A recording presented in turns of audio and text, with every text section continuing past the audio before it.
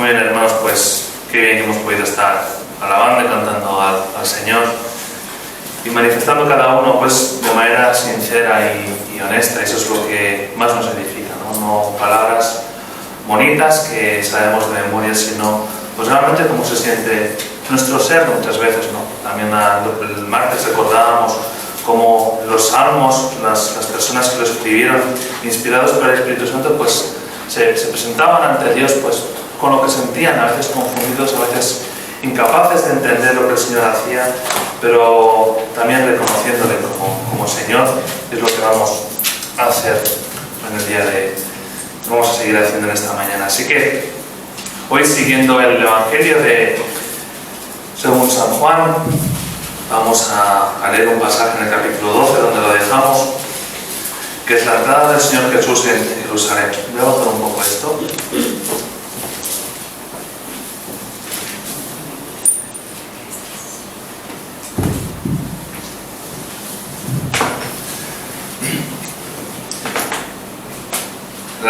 La otra vez que vimos este capítulo estuvimos viendo pues esta escena, ¿no? de aquellos amigos de Jesús que le preparan una cena para él, en la que estaba Lázaro, que había sido resucitado, y que debía ser un tiempo de mucho gozo y alegría, ¿no? Ver a Jesús, ver al dador de la vida, y ver al lado de él una persona que había estado muerta, sin ninguna posibilidad humana de ser revivida. Así que fue una cena que sin duda glorificó a nuestro Señor Jesús. También recordamos que estaba María, también como ella pues seguramente tuvo la revelación de lo que Jesús se vino a hacer, ¿no? Que era a entregar su vida por nosotros, y ella pues derramó y le ungió al Señor con ese perfume en aquel frasco de alabastro, sin dejar ni una gota, ¿no? Fue una entrega total. Así que hoy leeremos el versículo 9, será una lectura un poco larga.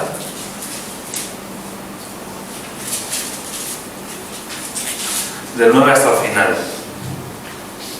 Así que el Señor nos ayude a entender este pasaje. Es un pasaje que nos vamos a centrar en lo que es quizá tradicionalmente o hemos escuchado de la entrada triunfal de Jesús en Jerusalén. Y es un pasaje que da mucho de sí. No podríamos estar centrándonos en algunos aspectos de este pasaje, en otros, pero también es importante, ¿no? Que nos quedemos con una idea principal que realmente pues abre nuestras vidas y nos haga ponernos delante del Señor. Así que hay muchas cosas que explicar aquí. Yo me centraré en aquello que delante del Señor pues creo que tenemos para este día. Así que dice así la palabra del Señor en el capítulo 12, empezando en el versículo 9.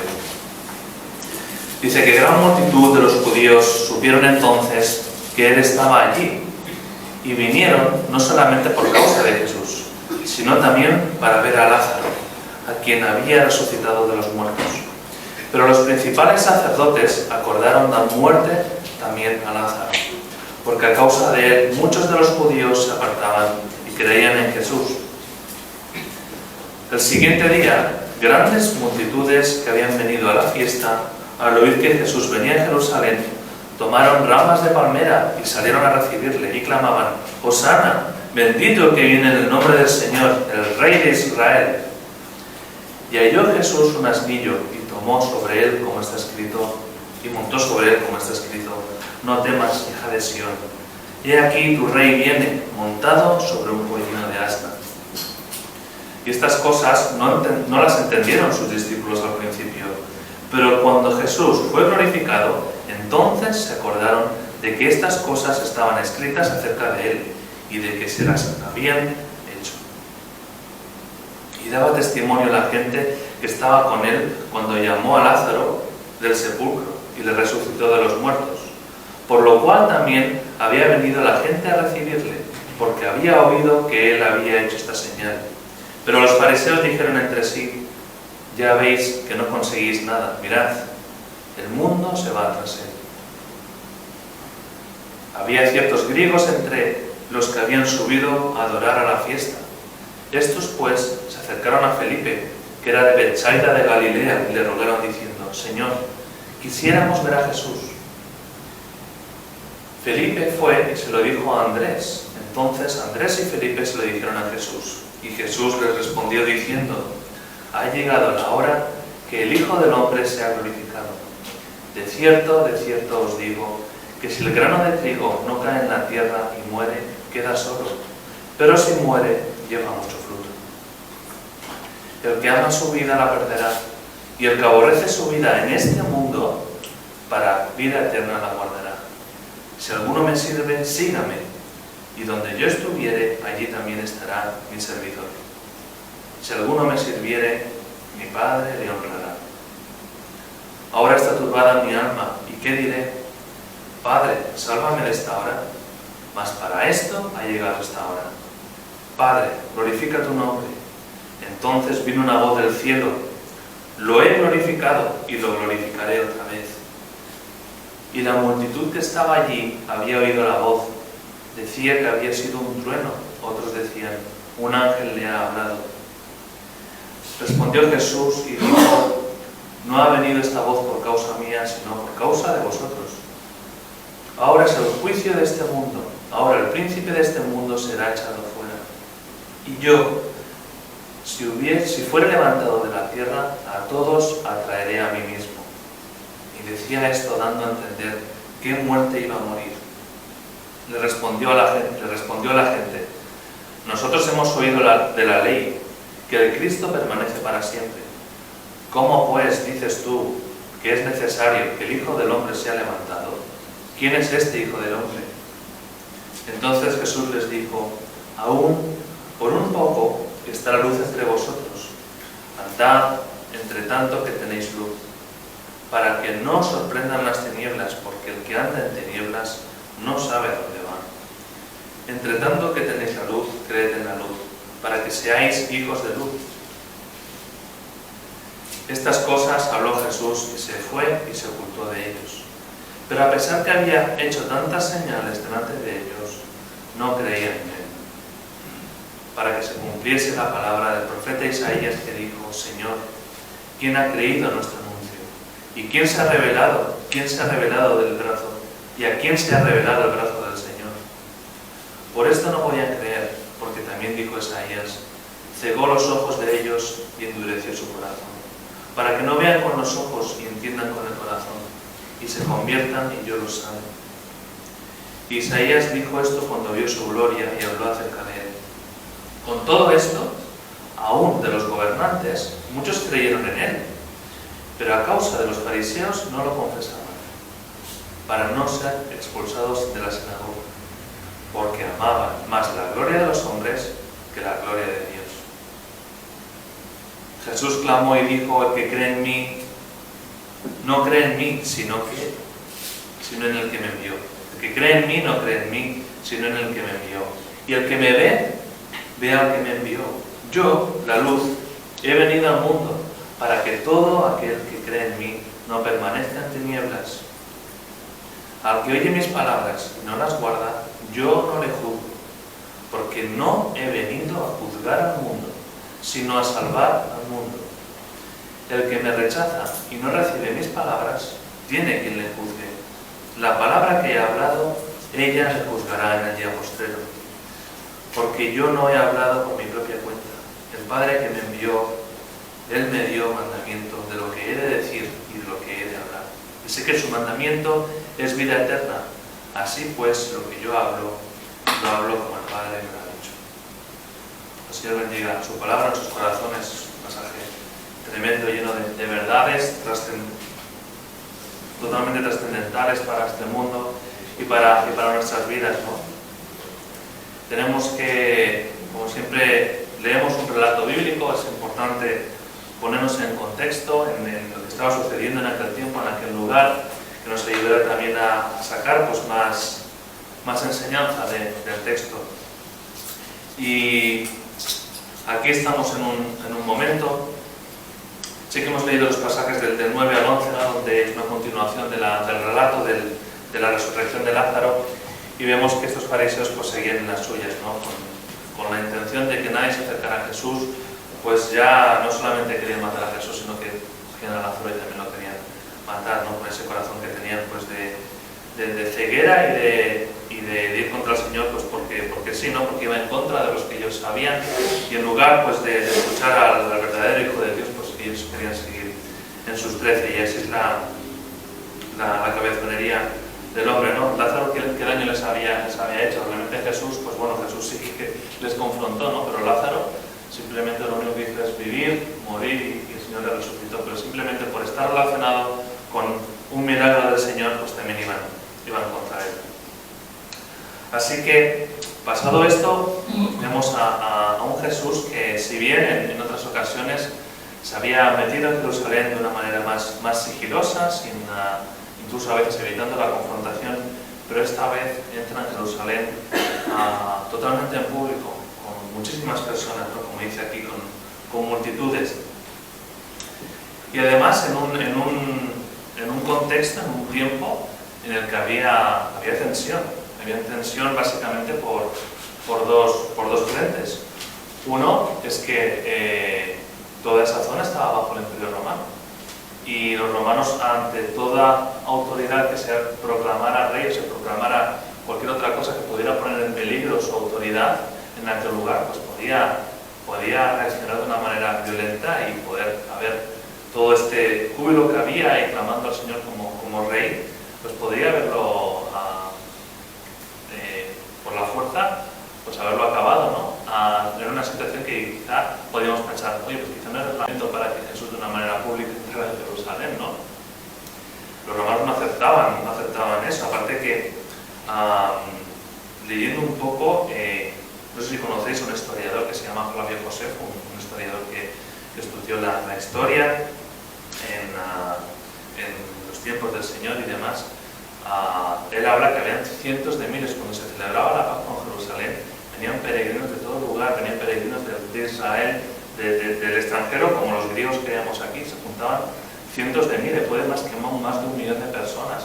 Entonces, no sé, me imagino al Imperio Romano preocupado, ¿no? Tantos cientos de miles de personas aclamando a un rey que entraba en Jerusalén, pero no pasó nada, no pasó nada. También había tensión por otro lado, el Sanedrín que había dicho de que cualquiera que se hiciera discípulo de Jesús le negaban a entrar en la sinagoga. Habían ya manifestado que querían matar a Jesús, no solo a Jesús sino a Lázaro. Así que tenemos un momento delicado, un momento en que los romanos estaban allí, sabemos que ellos actuaban con la fuerza, y los religiosos judíos también que se habían declarado en contra de Jesús, ¿no? Y en medio de esta situación Jesús entra a Jerusalén en un pollino, todos aclamándole con estas palmas, con estos mantos que vemos en otros evangelios, ¿no? Y creo que hay un versículo clave aquí, el versículo 14, dice el apóstol Juan, inspirado por el Espíritu Santo, que dice: cayó Jesús un asnillo y montó sobre él, como está escrito. Y esta es la clave, hermanos, como está escrito. Dios, en su soberanía, había decidido, había escrito que Jesús, el Hijo de Dios, iba a entrar por las puertas de Jerusalén subido en un río. Entonces, las circunstancias que podían haber en ese momento podían ser las peores, quizá humanamente hablando. Pero el Señor, sin su soberanía y en su sabiduría, había decidido que eso iba a pasar. Es que iba a pasar. No podían evitar ni los romanos, ni el Sanedrín, ni los fariseos, ni cientos de miles de personas. Al final eso sucedió, ¿no? Y creo que esto nos tiene que fortalecer nuestra fe, ¿no? El hecho de que estemos en una situación en la que nos cuesta ver la salida, que nos cuesta ver el momento en el que el Señor va a actuar, y quizá en lugar de ver que las cosas van avanzando, podemos ver que van a peor. Pero Dios, pues, es soberano, y por mucho que veamos las circunstancias, en el momento en que quizá lo vemos más irracional que pase algo, si Dios lo ha decidido en sus designios, va a suceder. Y eso es nuestro Dios, ¿no? Y si además este Dios soberano y todopoderoso además nos ama, pues yo creo que es para reflexionar y para renovar nuestra confianza en Dios, ¿no? Y seguir perseverando en oración y poniéndonos cada día delante del Señor. Con que veamos la situación tensa o que no... Al final lo que el Señor quiere va a pasar y sus propósitos se van a cumplir. Así que es algo que esto me gustaba meditarlo, ¿no? Este contexto y cuando Juan aquí dice, ves cómo está escrito, ¿no? Si está escrito se va a cumplir.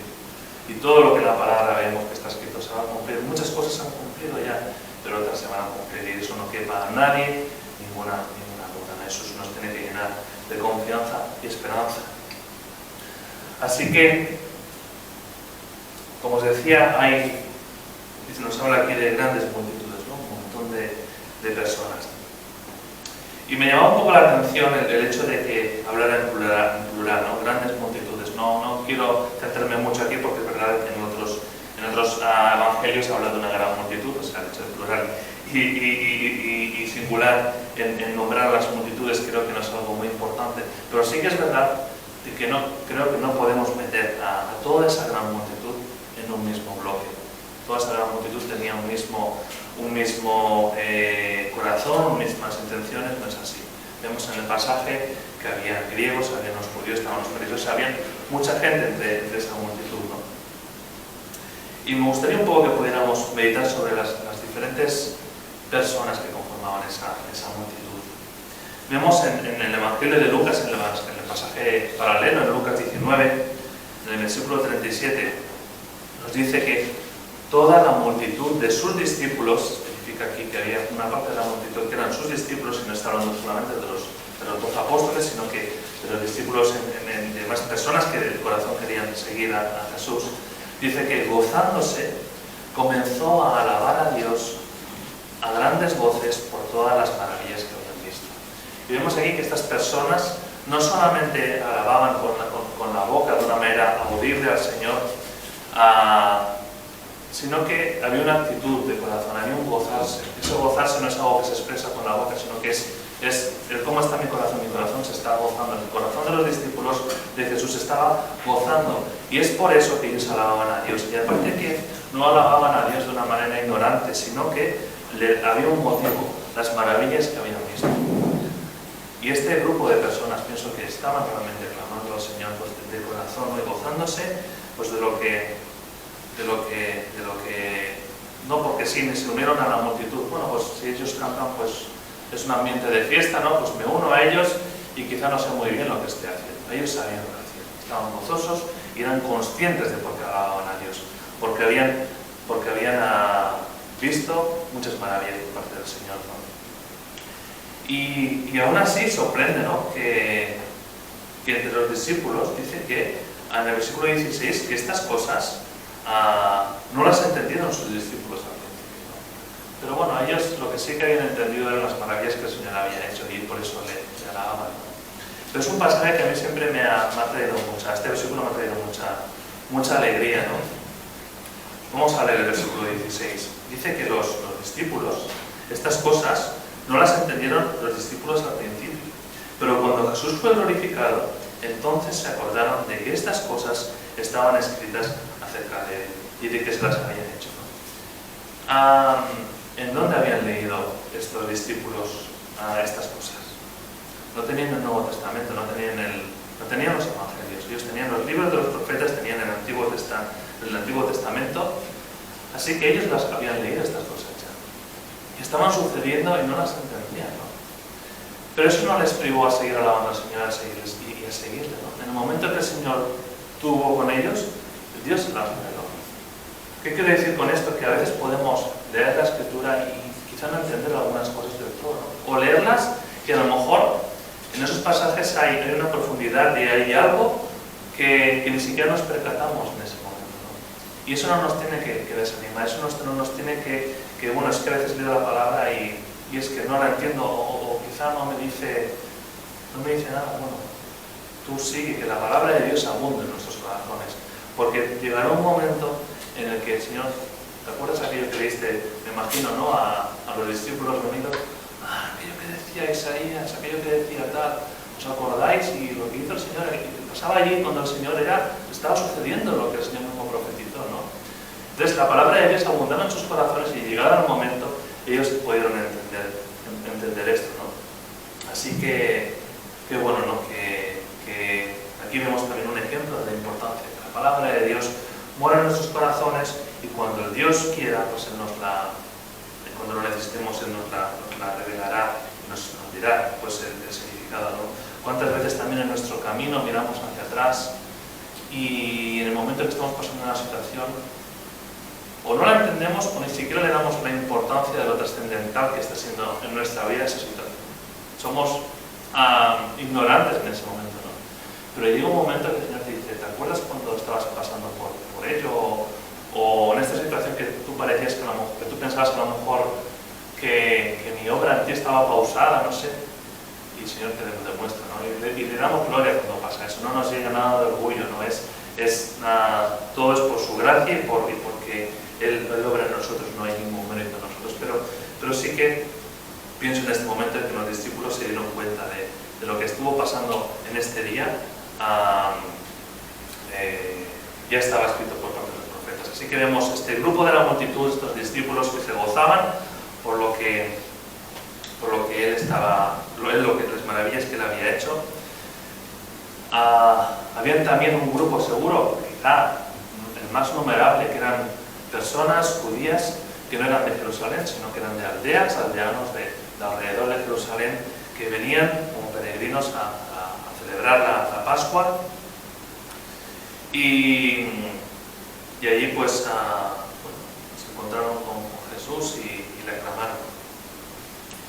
También estaban, como no, habían judíos también de la propia ciudad de Jerusalén, ciudadanos de Jerusalén, ¿no? Pero hay aquí algunos pincelazos que vemos que nos hacen pensar, ¿no? Que los que estaban más cerca al templo de Dios en Jerusalén, quizás los que estaban más lejanos al Dios del templo, ¿no? Realmente el hecho de que estuvieran allí en el templo y que estuvieran al lado, eso no les era una garantía que realmente supieran lo que significaba aquel templo y el propósito de Dios con aquel templo, ¿no? Y vemos que es en Mateo, creo que es, y en Mateo dice, fijaros qué versículo, en el capítulo 21 de Mateo, no hace falta que lo busquéis, dice que cuando entró Jesús en Jerusalén, toda la ciudad de Jerusalén, toda la ciudad se conmovió diciendo, ¿quién es este? ¿Quién es este? Y la gente decía, este es Jesús el profeta, no el rey, no el salvador, como estaban aclamándole, es Jesús el profeta de Nazaret de Galilea. Así que parece ser, ¿no?, que al menos una parte de las personas que estaban aquí en la multitud, ciudadanos de Jerusalén, no sabían quién estaba entrando por sus puertas. Iban al templo y demás, pero conocían el templo de Dios, pero no al Dios del templo, ¿no? Y eso también esta mañana se ha pedido al Señor, ¿no?, de que nadie que vengamos a este lugar, que digamos que pertenecen a la Iglesia, que realmente conozcamos a Dios de la Iglesia, a la cabeza de la Iglesia, que es Cristo. Eso es lo más importante. No se trata de pertenecer a un pueblo, a una religión, sino conocer a Dios de la Iglesia. También habrían, un poco pues ligándolo con lo que os acabo de decir, habrían judíos que conocerían a Jesús, que sí, que lo habían visto en sus milagros, que creían en Él, pero que no tenían una fe salvadora, no creían en Él como el Salvador y el Rey. Y vemos que Juan una y otra vez nos lo refleja. De hecho, en el capítulo 2 de Juan, cuando dice en el capítulo 2, leímos hace ya bastante tiempo, dice que estando Jesús en Jerusalén, en la fiesta de Pascua, muchos creyeron en su nombre, viendo las señales que hacía. Los que bien han creído en Jesús ya son salvos. Pero fíjate lo que añade Jesús después. Pero Jesús mismo no se fiaba de ellos, porque conocía a todos. Entonces, cuando en el Evangelio de Juan al menos leemos que creían en Jesús, pero eso no creían a Jesús como un rey salvador. Juan nos lo está diciendo. Y vemos aquí a Jesús que nos dice que no se fiaba de ellos. Y podemos quizá interpretar mal, ¿no?, esta actitud de Jesús a no fiarse. No se trata de un tema de desconfianza, de sospecha, ¿no? Nosotros cuando vemos a alguien, sabemos y tal, pero la gran diferencia es que Jesús conoce el corazón de los demás. Nosotros no lo conocemos y Jesús sí. Entonces, no es que Jesús sospechara de ellos de una manera infundada, sino que conociendo el corazón de ellos, sabía que no era algo fiable lo que creían, ¿no? Yo puedo creer en una silla, ¿no?, pero puede ser una silla no fiable, que me siente y se rompa. Entonces, Jesús veía que esa fe que ellos parecía que tenían, pues no era algo lo suficientemente con suficiente trascendencia en sus vidas para que realmente eso cambiara sus vidas. Hay un grupo de multitudes, aparecen estos griegos, ¿no? Estos griegos que qué bueno es, ¿no? Que ya de aquella ya habían personas extranjeras que creían en Dios y iban ahí al templo. Y dice que estos griegos, dice que se acercan a Felipe, ¿no? Y le dicen, quisiéramos ver a Jesús. Y seguramente el hecho de que ellos tuvieran que solicitar ver a Jesús es porque es posible que Jesús estuviera en el templo, en el patio de los judíos, y ellos, pues como extranjeros, ellos no podían acceder a ese lugar del templo. Había un patio en el templo donde estaba para los extranjeros y ellos no podían ir al otro lado. Y van a Felipe y le transmiten ese deseo que tenían. Y es curioso porque de los 12 apóstoles, tanto Felipe como Andrés, eran los dos únicos que tenían nombres griegos. Así que en los dos apóstoles, no digo que sean griegos, Felipe y Andrés, pero sí que los nombres eran griegos. Por lo tanto, quizá es posible que conocieran el idioma griego y que el Señor, pues en su sabiduría, pues los hubiera elegido en ese momento con este propósito, ¿no? Que un día van a venir unas personas que quizá no hablaban hebreo y que hubieran allí dos personas que supieran entenderles y les pudieran, pues, llevar a Jesús, ¿no? Y es bueno, hermanos, que en ese sentido somos distintos, tenemos diferentes talentos, diferentes dones, y bueno, aunque ellos pues solamente fueron en esta ocasión que esa aptitud suya, no esa característica de Felipe y Andrés, que quizás supieran griego o que por el nombre tuvieran más confianza, no lo sé, ¿no? Pero sí que Dios tiene sus instrumentos preparados para momentos concretos, ¿no? Y nosotros lo que debemos hacer es desear ser instrumentos útiles para el Señor. Y eso solamente va a ser posible si andamos en santidad, si deseamos esa santidad, si estamos limpios, ¿no? No creo que ningún cirujano coja un bisturí sucio sin estar, pues, correctamente limpio para hacer una tarea, pues, crítica y crucial, ¿no? En la operación de una persona, por ejemplo. Así que vemos aquí a Felipe y Andrés como instrumentos útiles al Señor, y que además, pues, en esa confianza que tenían, por el motivo que no nos dice aquí, Felipe va a Andrés y, oye, Andrés, pues mira que vienen aquí unos griegos que quieren sobre Jesús, pues vamos juntos a Jesús, ¿no? Y esa actitud que parece muy simple, hermanos, debemos practicarla nosotros también. Vemos una persona que tiene interés por Jesús, lo compartimos con los demás y juntos, Señor, te pido, mira estas personas que están interesadas o te están rechazando ahora mismo, no saben lo que dicen, te pido por ellas para que tú tengas misericordia de ellos, ¿no? Y yo estoy aprendiendo, hermanos, a leer el Evangelio de una manera muy práctica.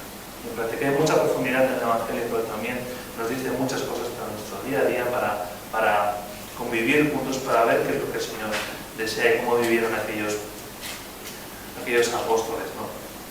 Así que qué bueno que estos griegos, pues, recibieron respuesta del Señor, no cualquier respuesta, una respuesta realmente súper trascendental que luego leeremos, ¿no? De una manera muy abierta les está diciendo, es necesario que yo muera para que luego produzca vida, ¿no? Así que hemos visto todos estos grupos, ¿no? Aquellos aldeanos, peregrinos que vienen de diferentes lugares, que era una multitud, pues, muy numerosa, como también nos dice Mateo, creo que era una multitud de un gran número, creo que dice, fariseos, todas personas, y clamaban lo que dice aquí en el versículo 13, ¿no? Hosana, bendito el que viene en el nombre del Señor, del Rey de Israel. No sé si sabéis lo que significa Hosana, ¿no? Una palabra que significa sálvanos, ¿no? Pero sálvanos, pero con un clamor, sálvanos ahora, ¿no? Sálvanos ahora, y también por favor, sálvanos. Eso es una súplica, ¿no? Señor, sálvanos. Y esto es lo que clamaban esta multitud, ¿no? Pero tampoco creo que haya sido casualidad lo que escuchamos el domingo pasado. El domingo pasado se nos habló de un cristianismo que no es real, un cristianismo de tendencia, un cristianismo de moda, ¿no? Yo no creo que fuera difícil ante una multitud de miles, cientos de miles, no sé, pero mucha gente, una gran multitud, allí clamando al Salvador, bueno, pues yo también me uno, ¿no? Si lo hacen todos, yo también lo hago. ¿Por qué no? Aparte es un tiempo de alegría y me pongo ahí me uno a esta gente y nada, pues hago lo mismo que ellos, ¿no? Lo que hacen todos, ¿no? Y me hace pensar no digo que ni la mayoría, ni todos, sobre todo esto que quede claro, ¿no? Pero que hay una cosa que pensaba con tristeza y me llegaba a pensar si toda esta multitud realmente tiene un corazón sincero. 5 días después, solo 5 días después, este Cristo iba a ser crucificado. Yo me pregunto, ¿dónde estaban esas multitudes? Aquello sería apoteósico la entrada de Jesús en Jerusalén. Sería algo que verlo pues nos pondría la piel de gallina y sí, una entrada triunfal, pero ¿dónde estaba esa multitud en el día que Jesús murió en la cruz, ¿no? Les decían, sálvanos, ¿no? ¿De qué clamaban salvarse? Habían seguro personas que Señor, sálvanos de nuestra condición, que necesitamos. No podemos vivir sin ti. Pero habían otros que tenían los romanos ahí al lado. Sálvanos, sácanos, Señor, de esta situación de los romanos. Y quizá hoy gente también vea al Señor como eso, ¿no? Alguien que, bueno, pues está ahí en una habitación y cuando necesito algo, cuando tengo un problema, Señor, pues sálvame de esta situación. Pero realmente luego no le acompaña nada. No le ven sentido a su vida, no ven que la necesitan. Así que le llamamos entrada triunfal y para nada le quito el nombre, ¿no? Pero ¿qué entienden las diferentes personas por algo triunfal? Algo que me glorifica a mí mismo y me da lo que necesito, o que glorifica al mismo Dios, ¿no? Al final, en esa entrada triunfal, Jesús desde que nació todo su camino estaba enfocado a la cruz. En ningún momento se desvió. Él cuando en Jerusalén pues querían matarle y se fue, él no estaba habitando, simplemente que no había llegado a su hora. Pero todo su camino y esa subida a Jerusalén en aquel pollino era el camino a la cruz. Eso era la realidad, ¿no? De lo que el Señor vino a hacer, ¿no? Así que él, por un lado, él se estaba ofreciendo como rey, pero no le quisieron como rey realmente, como rey de sus vidas realmente. Así que él, en ese pollino, él se estaba ofreciendo su vida, hermanos. Eso es algo que a mí me llenaba de... Bueno, no sé cómo explicarlo, ¿no? Pero sí, él es el rey de reyes, señores, señores. Pero él estaba camino a la cruz en aquella entrada. No nos olvidemos. Y luego veremos lo que sentía su alma cuando él estaba camino en aquella entrada triunfal que decimos, ¿no?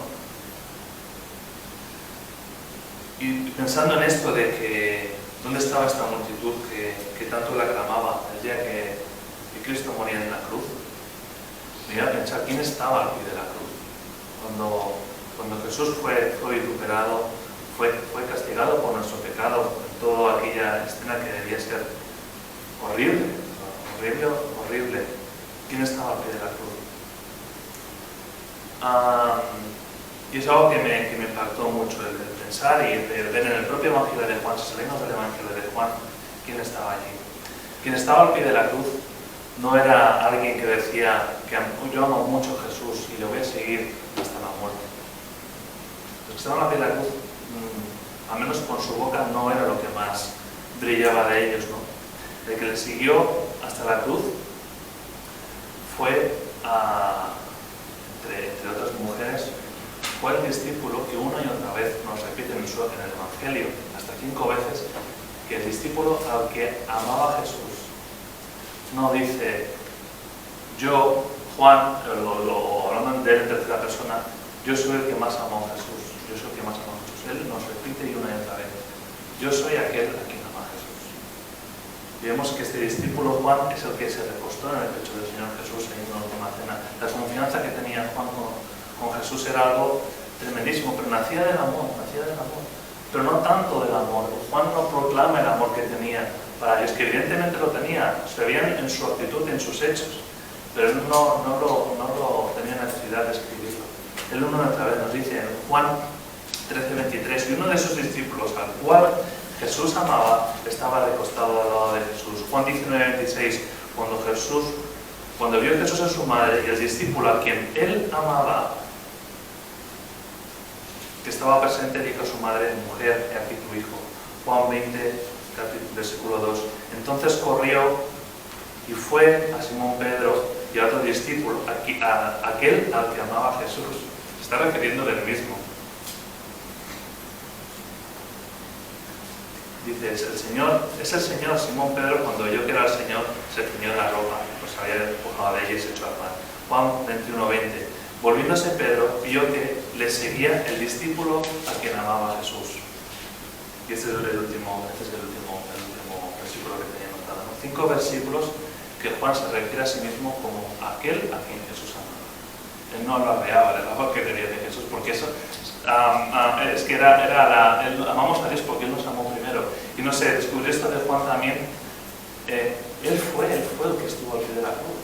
No fue la multitud que estaba gritando y aclamando al Señor como Rey. Señor, realmente Jesús para Juan sí que era su Salvador y era su Rey. Era su Rey y le amaba. Pero le amaba de alguna manera en silencio, no había mucho ruido, sino que Él, inspirado por el Espíritu Santo, sí, yo soy aquel a quien ama a Jesús y soy un enorme privilegiado. Y por eso voy al pie de la cruz, porque sé que me ama y entiendo que Él está muriendo ahí por mis pecados. Esto, hermanos, que sea lo que es nuestra motivación.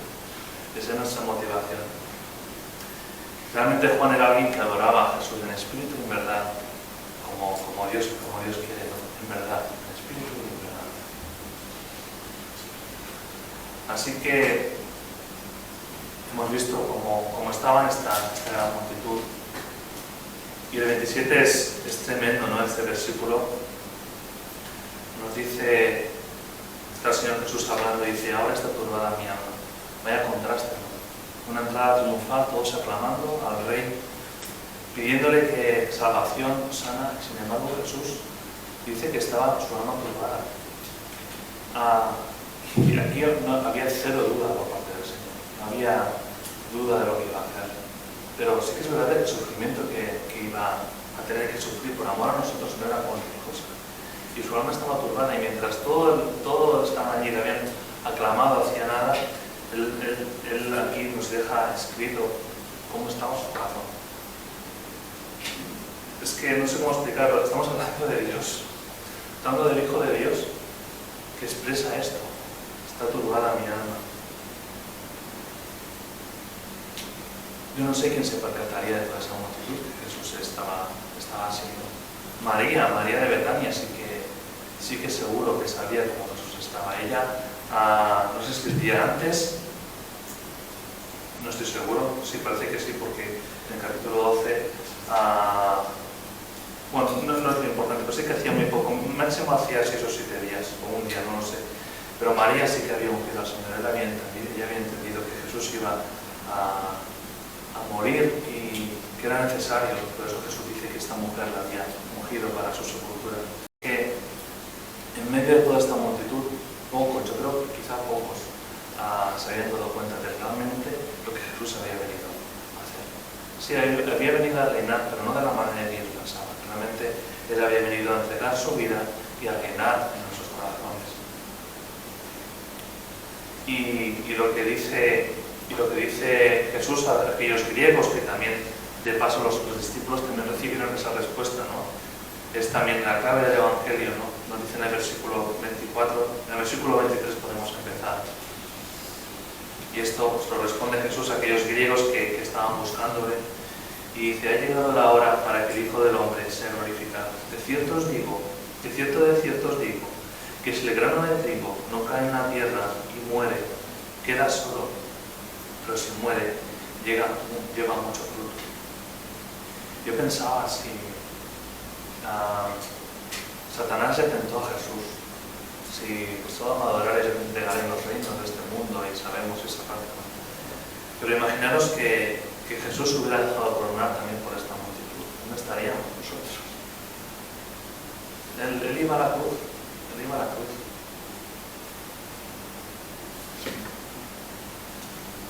Y como decíamos, Él nos rehusó ese camino. camino. Nos dice en Hebreos 12:2, Jesús, el autor y consumador de la fe, el cual, por el gozo puesto delante de él, sufrió la cruz, menospreciando el oprobio, y se sentó a la diestra del trono de Dios.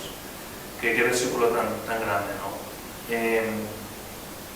Su alma turbada, pero por delante había el gozo, que éramos nosotros aquellos que iban a aceptar esa salvación. Y leemos muy rápido esto de menospreciando el oprobio. ¿Hay alguien aquí que no le cueste menospreciar al desprecio? O sea, que te desprecien, que sufras oprobio absolutamente sin ninguna... porque muchas veces tenemos desprecio y hay un inicio que quizás sí que nos merecemos porque hemos hecho algo, pero Jesús no había hecho nada.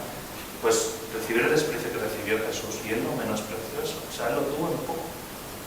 Él no valoró nada a ese, sino que nos valoró a nosotros, aquellos que hemos clamado a él, ¿no? Y hablando de la entrada triunfal, aquí sí que veremos en Hebreos una verdadera entrada triunfal, ¿no? Dice que se sentó a la diestra del trono de Dios. La entrada de Jesús, vuelta a su trono, a aquellos que de Dios en la entrada de Jesús. Súper triunfal, ¿no? Y qué bueno que a día de hoy él sigue sentado en ese trono y va a ser para toda la eternidad, ¿no? Así que yo meditaba, ¿no? Él fue a la cruz por amor, cargando por nuestra culpa, la que tuvo que pagar. Y qué bien que hemos entendido el mensaje, este mensaje de la cruz, una cruz donde hemos encontrado misericordia y perdón. Y pensaba en si hay alguien aquí o personas que se creen justos a sus propios ojos, ¿no? Se creen buenas personas y lo consideran, bueno, es que yo no hago mal a nadie, ¿no? Es una pena porque la cruz no tiene sentido para estas personas. Pueden participar de entradas triunfales, participar de actos religiosos, y no me refiero fuera de otros entornos a lo mejor muy diferentes al nuestro, pero que se unen a iglesias, cantan y demás, y realmente es donde reside el verdadero cristiano, aquel que para él la cruz es la vida, es la muerte al propio yo y la salvación, ¿no? Así que pensaba en esto, ¿no? Que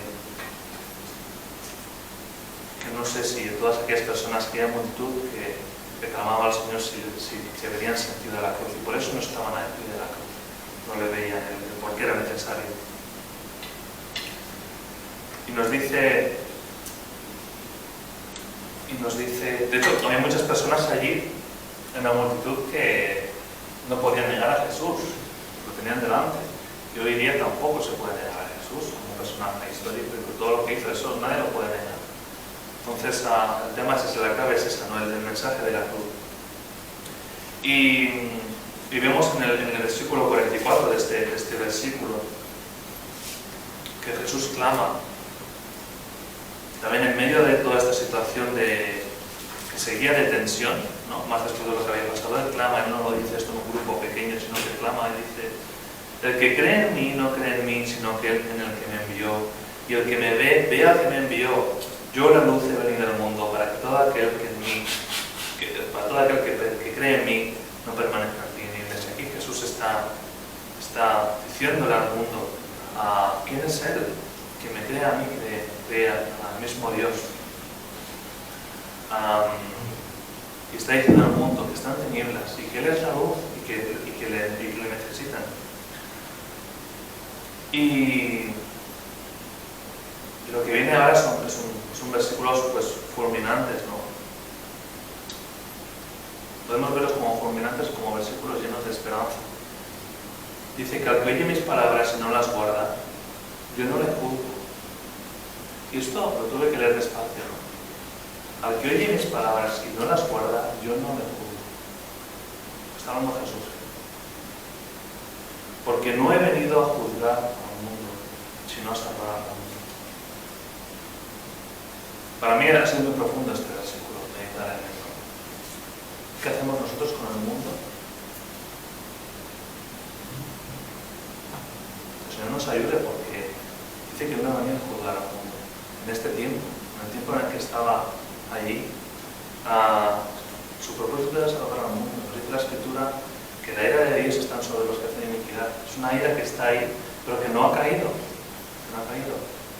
Pero no olvidemos que Jesús está en el trono y un día estas mismas palabras condenarán a todos aquellos que las han escuchado. Y sí que será un momento de juicio, pero a día de hoy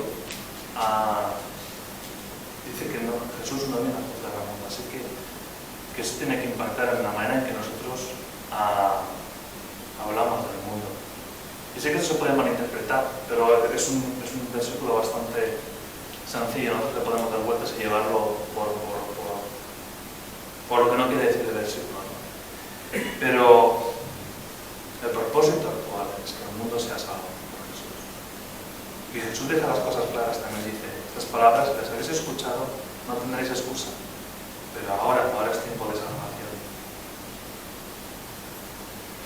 Y nadie podrá decir que los que han escuchado esto es que yo no sabía. Y todo esto que digo, ¿no? Jesús ahora dice aquí, dice que Él no habla por su propia cuenta, sino el Padre que le envió, Él le da mandamiento de lo que ha de decir. Y Jesús esto lo hacía perfecto. Jesús no ponía ni una tilde ni una coma, no ponía nada de su propia cosecha. Y nosotros corremos el peligro de hacerlo, por eso necesitamos al Señor, pedirle al Señor que nos dé sabiduría. Pero sí que leemos esto en voz alta y no son mis palabras, no son nuestras palabras las que las lee, sino son palabras de Jesús, ¿no? Que un día sí que, si se le rechaza, sí que tendrá quien le juzgue, ¿no? La palabra que ha hablado ella le juzgará en el día postrero. Así que podemos ver un mensaje en esta mañana, un pasaje, pues, una entrada triunfal y ahora más bien parece un mensaje negativo, ¿no? Pero ¿con qué nos queremos quedar?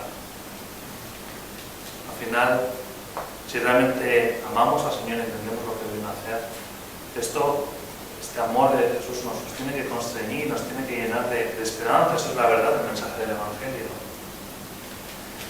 Y aquí podemos ver esto muy rápido y escapársenos muchísimas promesas que el Señor está haciendo aquí para todo aquel que quiere, ¿no? En primer lugar, yo al final, cuando la palabra habla de galardones, de recompensa, yo me quedo atónito. Digo, ¿pero por qué, Señor? Pero eso es que no merezco nada. O sea, ya me has dado. Y es que yo por mí mismo me iba al abismo, iba de cabeza.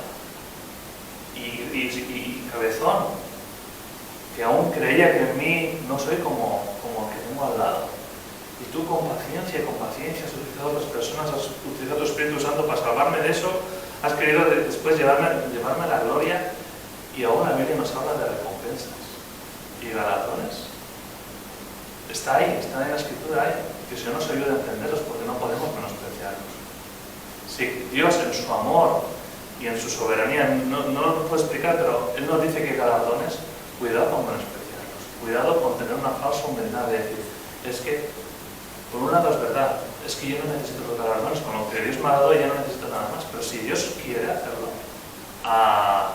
no los despreciamos, no para nuestra gloria, para nada, pero están ahí, ¿no? Y aquí, en el versículo 26, leemos por un lado, nos dice, si alguno me sirve, sígame, y donde yo estuviere, ahí estaré también mi servidor. Hermanos, esto es, aquí, ¿cómo vemos esto? ¿Como una obligación a servir a Dios? Porque el Señor me está diciendo que voy a estar a su lado como su servidor. Que Dios nos ayude a poner esto en valor. Que Dios nos está hablando de que donde Él esté, ahí estará también tu servidor. Eso es una. Vivir con Él. Vivir con aquel que nos amó hasta la muerte. Nos ofrece participar de la gloria de Cristo, incluso en sus sufrimientos, evidentemente. Todo va en el mismo pan. La mente es indivisible. Nos dice, y esto ya me dejaba roto, mi Padre le honrará. Vuelvo a leer si alguno me sirve, sígame, y donde yo estuviere, allí también estará mi servidor. Si alguno me sirviere, mi Padre me honrará. No tengo explicación a eso, que Dios, el Padre, nos honra a sus siervos. Te digo de verdad, no voy a seguir por aquí porque es que no me roba por completo. Pero no podemos menospreciar esto que dice Dios y darle gracias al Señor por esto, porque aún vemos su amor, no solamente en que murió en la cruz, sino que todo lo que viene después. Pablo nos dice cosas que ojo no vio ni oído yo, son las que Dios tiene preparadas para nosotros, pero es que esto ya no se escapa de nuestra mente.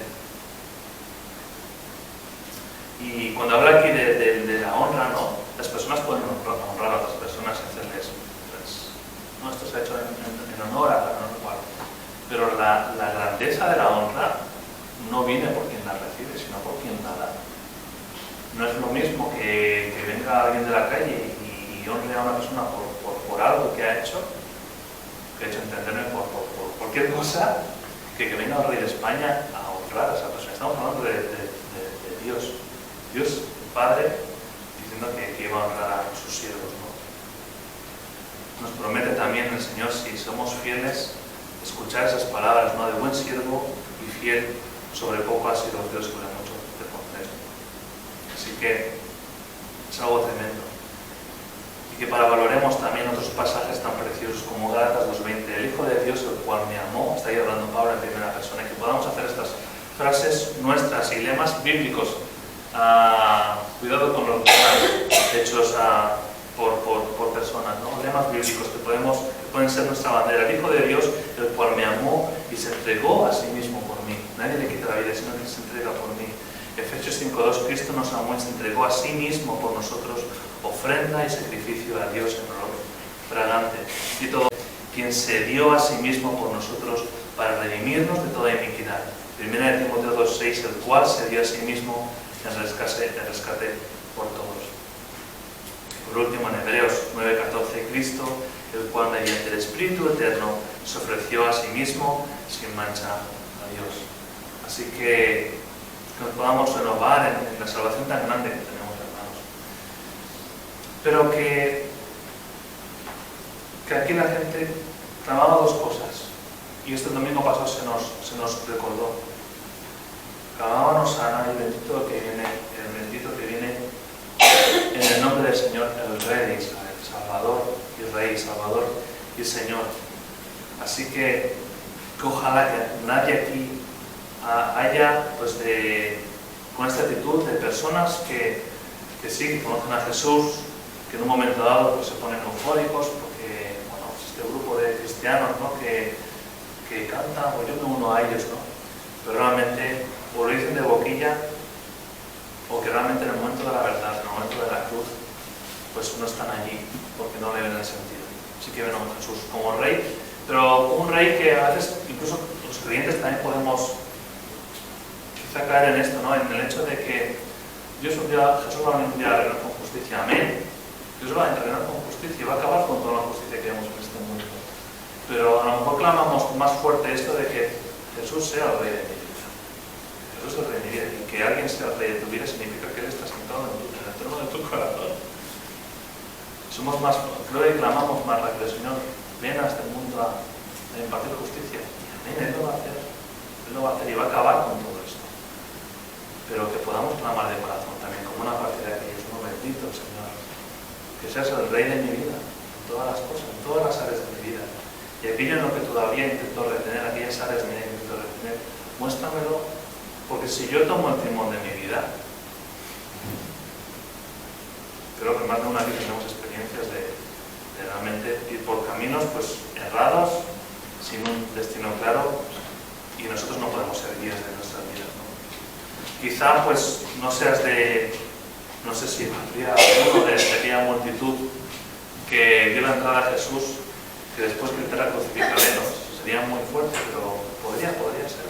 Quizá pues no seas uno de los que gritaran crucificaré, pero también el Señor está hablando aquí de servirle, de seguirle y de servirle, ¿no? Así que, bueno, el mensaje completo del Evangelio, ¿no? Señor, bendito seas, sálvame de mi condición, reconcíliame contigo. pero ser el Rey de mi vida, que es para eso he venido. Dirige mi vida y todos mis pasos. Así que Él nos ilumine, que nos atraiga hacia Él, como también hemos leído, y que de esta manera seamos espejos lo más limpios posibles para reflejar esa luz que el Señor está mostrando aquí, como es de nuevo la luz del mundo, y que nosotros podamos ser un espejo que refleje a un mundo que está en tinieblas. Así que esto era lo que os quería compartir, y yo primero pues sé que necesito al Señor para que y recordármelo cada día, que Él sea el Señor de mi vida, para glorificarle. Me gustaría acabar con una canción, Amado Salvador, que la podamos cantar con esta mente renovada. Voy a apagar esto porque no sé si dará un ruido fuerte.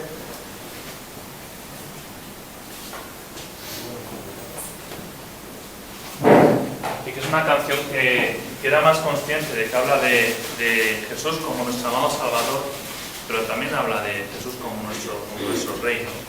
Y también esta mañana me acordaba otra canción que dice: venimos ante ti, Señor, con corazones sinceros, llenos de alabanza y de adoración. Y dice el coro: porque quiero que tú seas el Señor de mi vida, y cada día glorifique tu nombre.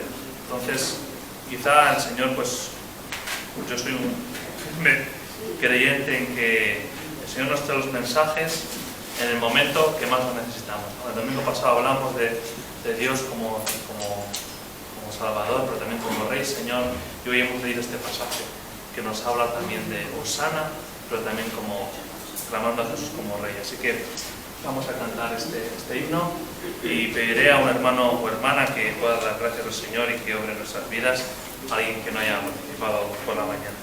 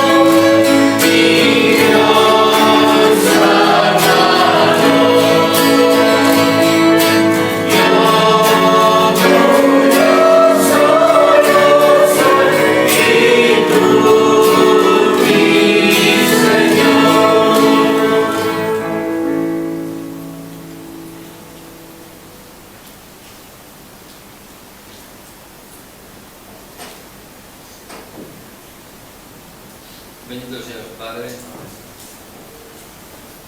este día y para siempre, por todos los siglos de la vida. Que tú, siendo Dios, conviaste con nosotros para darnos vida y salvarnos de tu Padre. Muchas gracias, Señor, que siempre estemos, nunca ni nos dejemos y no nos dejemos. Que te sigamos siempre, Padre. Gracias por eso parado que hemos oído usar. Pues esperamos en el nombre de Jesús. Amén.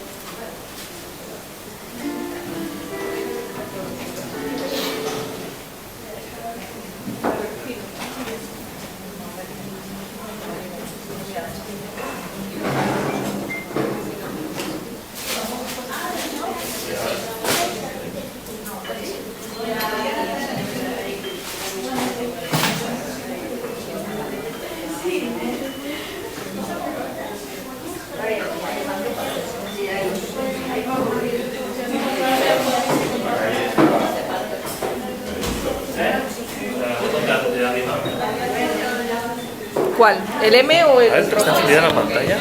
Vale, es que aquí esto.